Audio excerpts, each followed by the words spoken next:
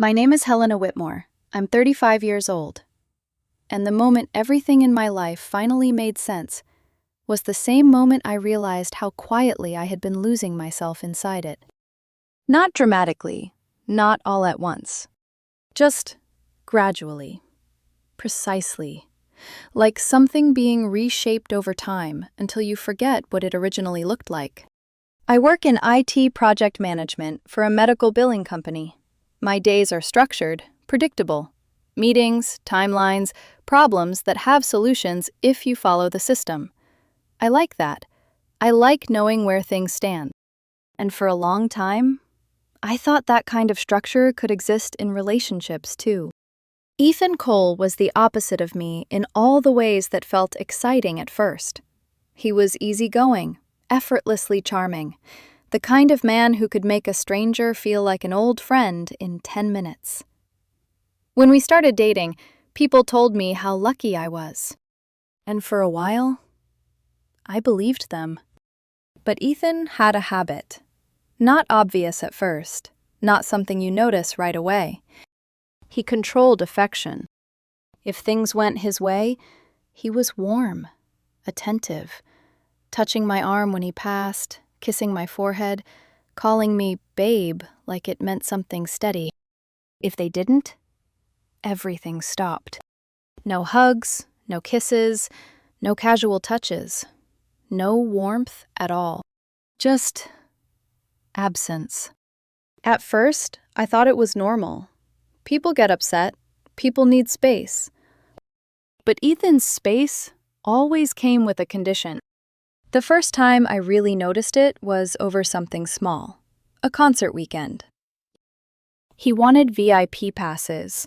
I told him the regular tickets were already expensive and I had a car repair bill coming up. I wasn't even saying no, I was trying to be responsible. That night, he got into bed, turned his back to me, and said quietly, "Don't touch me. I'm not in the mood to be affectionate when I feel unappreciated." I remember lying there, staring at the ceiling, trying to understand what had just happened. The next morning, he was fine again. Because I bought brunch. Because I apologized. I didn't even realize I had been trained. Not yet. Over time, it became clearer. If I hesitated, he went cold. If I asked questions, he said I was ruining the vibe. If I tried to talk about it, he said I was overthinking. He even gave it a name. A reset. "I'm doing a reset," he'd say. "No affection until you reflect." Like I was a student being corrected. 2 weeks before everything ended, we went to a friend's birthday dinner. Ethan barely spoke to me the entire night. He was on his phone, laughing at messages, engaged with everyone but me. I didn't make a scene. In the car on the way home, I asked quietly, "Hey, are we okay? You've been distant." He laughed. Actually laughed. "You're being needy, Helena." That word. Needy. It was his favorite weapon. Anytime I asked for connection, reassurance, anything that resembled emotional consistency, he called it needy. "I'm not being needy," I said carefully. "I'm asking if something's wrong." "What's wrong," he said, turning toward the window, "is you don't make me feel chosen. You make me feel like a responsibility." I didn't even know how to respond to that. Because I paid for most things. I planned dates. I listened to him talk about his work, his stress, his ideas. I showed up.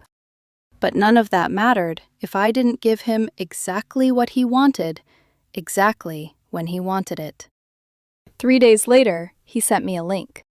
A resort. Ocean deal. Spa package. Total cost, $1,860. "This is what I want for my birthday weekend," he texted. His birthday was 6 weeks away. I replied, "It looks nice. Can we do something smaller now and plan that for next year?" 5 minutes later, he just wrote, "Scene." That night, He came home and walked past me like I wasn't even there. No hello, no kiss, nothing. I tried again. Ethan, I'm not saying no forever. I'm saying not right now. He didn't even look at me. I'm doing a reset. Over a trip? I asked. That's when he turned. His expression was flat, controlled. It's not about the trip. It's about how you make me feel like I have to beg for things. I'm not going to be affectionate while I feel like that. It wouldn't be authentic. It sounded rehearsed, like therapy language turned into something sharp. That weekend, we had friends over. In front of them, he was perfect, laughing, touching my arm, leaning into me. The second they left, he dropped his hand like it burned him. I stared at him. What was that? I'm not going to act cold in front of people, he said. Don't embarrass me. So it was a performance. By Monday, I was back at work. Meetings stacked on meetings, problems that needed solving. My phone buzzed during a call at exactly 2:14 p.m. I glanced down. His message was short. No affection until you prove you deserve me. I read it twice. 3 times. Because that's not something you say to someone you love. That's something you say to someone you're trying to control. I didn't overthink it. I didn't argue. I typed one sentence. Then we're done. Sent it. And went back to the meeting. By the time the call ended, I had 9 missed calls and a voicemail. His voice was half angry, half amused. Pick up, Helena. Don't be dramatic. It was just a reset. A reset. I drove home in silence. Not sad. Just clear. Ethan had mentioned a night out with friends that evening, which meant I had time. At 6:48 p.m., I opened the closet. His side. Clothes, shoes, boxes of things he barely used. I didn't rush. I didn't throw anything. I packed carefully, folded everything, organized it. Like I was closing a chapter instead of ending a relationship. Because that's what it felt like. Not heartbreak. Resolution. And for the first time in a long time, I didn't feel like I was waiting to be punished anymore. By 8:05 p.m., I had 6 labeled boxes by the front door and 3 suitcases lined up like luggage waiting for a flight neither of us would be taking together. I photographed everything. Every box, every label, every suitcase, every visible item. Not because I wanted to be cruel, because people who use affection like leverage usually treat reality like something they can edit later. At 8:22 p.m., I booked a storage unit online. Climate controlled, 5 by 10, 10 minutes from my condo. First month paid. At 8:40 p.m., I reserved a small cargo van for the next morning. At 8:57 p.m., I scheduled a locksmith. At 9:11 p.m., Ethan texted, "Are you serious?" I replied, "Yes." "You're breaking up with me over a text?" I stared at the screen for a moment. Then I typed, "You used affection as punishment. You put it in writing. I believe you." Then I muted him. At 10:18 p.m., I heard his key in the door. The lock turned. The door opened. Then silence. He saw the boxes first. "What is this?" he asked. "Your things." He looked at me like I had betrayed him. Then came the soft voice.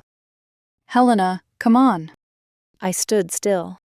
"You told me no affection until I proved I deserved you. That isn't love, Ethan. That's control." His face shifted. The gentleness vanished. "I didn't mean it like that.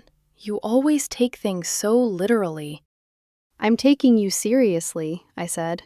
"That's different." He stepped closer, lowering his voice. "Baby, don't do this." And for 1 second, I saw the old pattern reaching for me. Warmth after punishment. Affection as a hook. So I stepped back. He froze. Offended. Like I had broken a rule only he was allowed to make. Then he said quietly, "Fine. If you're going to act like this, you'll regret it." I nodded. "Okay. Nobody else is going to put up with you, Helena." That one should have hurt. But it didn't. Because something inside me had already shut the door before the locksmith ever arrived. He stormed into the bedroom and slammed it hard enough to rattle the hallway picture frame. That night, I slept alone in my own bed. And for the first time in months, my body didn't brace for punishment. At 7:12 the next morning, I saw him leave through the Ring camera, overnight bag in one hand, jaw tight. No message. No apology. Good. At 9:03 a.m., I picked up the van. At 9:25, I moved his things into the storage unit by myself. Slowly. Carefully. More photos. Everything placed neatly, nothing damaged, nothing hidden. At 10:41 a.m., I texted him one message. "Your belongings are in a storage unit. I paid the first month. Here is the address and gate code, 7719. Please collect everything by the end of the month." At 11:34, the locksmith changed the locks. At 12:10, I emailed my HOA and building manager that Ethan Cole was no longer authorized to access my condo. I attached my mortgage statement. My name. Only my name. Paper trail. At 12:37, Ethan called. I didn't answer. At 12:39, his sister Paige texted me from a number I didn't recognize. "Can you please talk to him? He's upset." I replied, "He can talk to me when he stops using affection as a weapon. Please don't contact me again." Then I blocked her. I thought that would be the end. It wasn't. 4 days later, Ethan didn't come to get his things. Instead, he tried to get back in. On day 2, my Ring camera caught him at my door at 6:22 p.m. He still had his old key. He tried it once, then twice. When it didn't work, he stared at the door like it had personally betrayed him. Then he looked up at the camera. "Open the door, Helena." Not pleading. Commanding. Like I was supposed to obey on instinct. His text came seconds later. "You changed the locks. You can't do that." I replied once. "My condo. My name. You moved out." Then came the property angle. "If you don't let me in, I'm calling the police for locking me out and stealing my stuff." I didn't respond. I forwarded the message to myself and saved it. The next morning, Paige called. She didn't say hello. "Why are you doing this?" "I'm not doing anything to him," I said. "I ended the relationship." "You're punishing him." "No," I said. "I'm ending a relationship where affection was conditional." She sighed like I was the unreasonable one.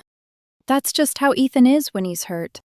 "Then Ethan needs to learn a new way to be hurt." There was silence. Then her voice sharpened. "You were supposed to be family eventually." "Not anymore." "Then you owe him money for everything he did for you. Groceries, cleaning, emotional labor." I almost laughed. Just one breath of disbelief. "Paige, I paid the mortgage, utilities, internet, and now the storage unit. I don't owe him anything." She hung up. That afternoon, my building manager called. "Helena, your friend is downstairs saying he lives here, and you illegally changed the locks. He's asking for access." "He doesn't live here," I said. "Please don't let him in." "I figured," he said. "I just needed confirmation. He's causing a scene." "I'll email you the screenshots and storage unit information." I did. Time-stamped. Clean. 10 minutes later, he emailed back. Noted. He has been asked to leave. That night, Ethan texted from a new number. Do you miss me? I stared at it for a long moment. There it was. The old game. Withdraw affection, create fear. Then offer warmth back like a prize. I replied with one sentence. Gate code is 7719. Then I blocked that number too. He lost it. At 11:46 p.m., he emailed me from an old shared travel account we had once used for flights. Subject line: You're abusive. The email was 6 paragraphs of therapy language wrapped around threats. He called me avoidant, cold, punitive, emotionally unsafe. He said I stole his things. He said he was going to expose me. I didn't reply. The next morning, 2 police officers knocked on my door. Ethan had filed a report claiming I stole his property and locked him out of his residence. I stayed calm. I invited them in. I showed them everything. Mortgage statement. HOA record. Locksmith receipt. Storage unit confirmation. The text where I gave him the address and gate code. And then I showed them the original message. No affection until you prove you deserve me. One officer's eyebrows lifted slightly. Not dramatically. Just enough to tell me he understood. Ma'am, he said, this looks like a civil matter. You provided access to his belongings. Exactly. The officers left. But the chaos didn't. That same afternoon, my boss Devin asked me to step into his office. Helena, are you okay? It wasn't a casual question. He turned his monitor toward me. There was an email sitting in the general support inbox. Subject line: Urgent safety concern. It was from Ethan. He wrote that I was emotionally unstable, that he was worried I might harm myself, that someone at the company should check on me. He tried to weaponize concern. At my job. I stared at the screen for a long second, then leaned back in the chair. Do you want HR involved? Devin asked carefully. Yes, I said, and I have documentation. I walked HR through everything. The messages, the police visit, the storage unit, the ring footage of him trying to get inside. Clean. Chronological. Verifiable. They flagged his email as harassment immediately and blocked his address. At 2:18 p.m., my phone buzzed again. Another unknown number. You told your job on me? I replied once. You emailed my job. Blocked. That should have slowed him down. It didn't. 2.5 weeks later, he escalated into something else entirely. At 2:03 a.m. on a Tuesday, my phone lit up. I think I'm pregnant.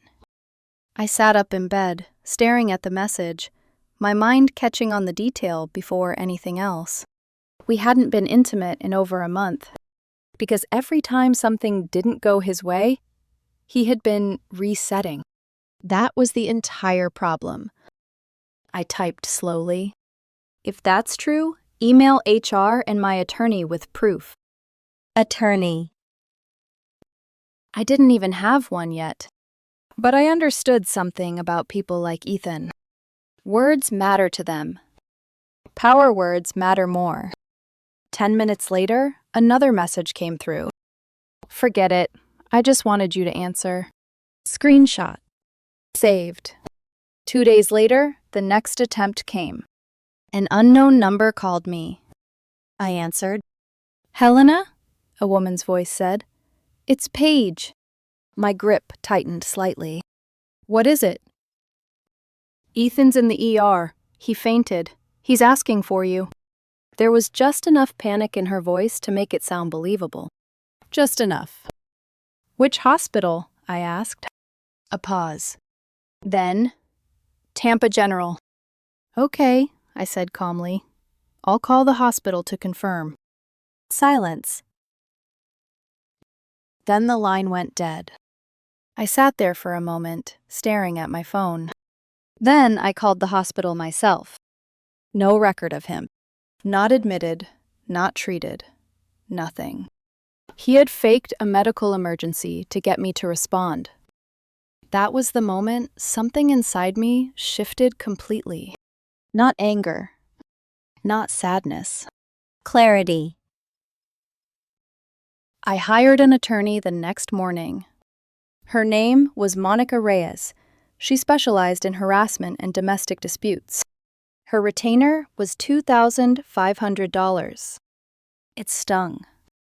But peace cost something. Monica sent a cease and desist letter to Ethan. She copied Paige too. Because Paige kept inserting herself into everything. For about a week after that, the noise got louder, not quieter. His friends reached out. Marin again, from a new number. He loves you. Stop being cold. A mutual friend, Trevor. Just talk to him. He's not sleeping. His cousin, Leela. You can't abandon a man like this. I replied to one person. Trevor. Because once, he had been my friend. He withheld affection to control me, I wrote. Then he filed a false police report and emailed my workplace. If you think that's normal, please don't contact me again. Trevor never replied. Then Ethan showed up where he knew the pressure would be highest. My front door. He didn't come alone. Paige stood beside him. And Paige's boyfriend lingered slightly behind them, arms crossed like silent reinforcement. The Ring camera caught everything. Paige knocked. Helena, just be an adult. Behind her, Ethan started crying. Not quietly. Loud enough for neighbors to hear. The kind of crying that demanded an audience. I didn't open the door. I spoke through it. Leave, you're being recorded. Ethan's crying stopped instantly. His voice shifted. You always threaten recording like you're the victim. You called the police and emailed my job, I said evenly. So yes, I document. Paige's tone hardened. You're being cruel. I'm being consistent. There was a pause. Then Ethan spoke again. But this time, there was no softness left. No performance. Just something flat. Fine, then I'm going to tell everyone what you did. I leaned closer to the door. Tell them the truth, I said. Start with the text where you told me no affection until I proved I deserved you. Silence. Not long. But long enough. Then Paige's voice came again, quieter this time. Wait, what? Another pause. A shift. Sienna, she started, then stopped herself, correcting. Ethan, what text? He didn't answer. I didn't need him to. The crack had formed. They left 10 minutes later. No yelling. No threats. Just tension. 3 days after that, he tried something else. A Venmo request. $780. Description: emotional damages plus groceries. I stared at it. Then declined it. With one word. No. Later that night, his Instagram stories appeared. Vague posts about men who punish women for having needs. Quotes about emotional abuse. Comments flooded in. You're so strong. You deserve better. I didn't respond. Didn't react. Because something unexpected had started happening. My life was getting quieter. I started sleeping through the night again. Eating real meals instead of whatever I could grab between stress and exhaustion. I went back to the gym. Reconnected with friends I hadn't seen in months. People I had slowly drifted away from because Ethan always wanted us time that somehow felt like surveillance. And then I went on a date. His name was Daniel. 36. Introduced by a friend. We met for coffee on a Saturday morning. He smiled easily, asked questions, actually listened to the answers. There were no tests, no invisible conditions. And when my phone buzzed in my bag, I didn't feel dread. That alone told me how bad things had been. Ethan found out anyway, probably through mutual friends. Because that night, another message came through. Another number. So you replaced me already. I didn't respond. There was nothing left to say. 2 months later, the noise finally started to fade. Not all at once. Not dramatically. Just gradually, like everything else had. The cease and desist from Monica worked, eventually. Ethan tried contacting my workplace 2 more times, both attempts blocked by HR before they ever reached me. Monica followed up with a formal warning.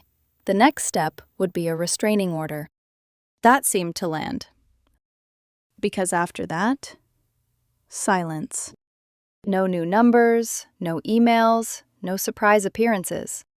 Just quiet. And then something unexpected happened. Ethan's father called me. His name is Daniel Cole. I had met him maybe 4 or 5 times over the course of our relationship. He was always quiet, observant, the kind of man who spoke carefully, like he weighed his words before letting them exist. When I answered, he didn't waste time. "Helena, I'm sorry to bother you." I didn't respond immediately. "I need to apologize," he said. That got my attention. "For what?" I asked. "For believing him." There was a pause on the line. Then he exhaled slowly. "Ethan told us you threw him out, that you cut him off, locked him out, took everything." My wife was furious. Paige was furious. Everyone was. I leaned back against the kitchen counter, listening. "Then Paige showed me the message," he continued. "The one he sent you." Another pause. "He actually wrote that to you?" "Yes," I said. There was something in the silence that followed. Not disbelief. Recognition. "I'm sorry," Daniel said quietly. That's not how someone treats a person they love." I didn't say anything, because for the first time, someone from his side wasn't trying to explain him. They were seeing him. Then he said something that made everything click into place. "This isn't new," he admitted. "He's done this before. The pulling away, the punishing. He learned it somewhere, and it's only gotten worse over time." I closed my eyes for a second. Of course he had. Patterns like that don't appear overnight. "We've tried to talk to him," Daniel continued, "but he turns everything into an argument. Always has." I should have taken it more seriously. There it was. Not just apology. Accountability. "I hope he gets help," I said. "So do I," he replied. Then, more quietly, "And I'm sorry he contacted your workplace. That's not who you are. You didn't deserve that." That call gave me something Ethan never could. Closure. Not emotional closure. Clarity. After that, everything stopped. The storage unit was cleared out by Daniel. He paid for an extra month, moved everything himself, and had the lock removed. The facility manager emailed me confirmation. I canceled the auto pay the same day. And just like that, it was over. My condo felt different. Lighter. No decorative clutter that wasn't mine. No tension sitting in the corners. No invisible rules about when warmth was allowed and when it would be taken away. Just space. Real space. Work shifted too. Devin called me into his office again one afternoon, but this time there was no concern in his voice. There was something else.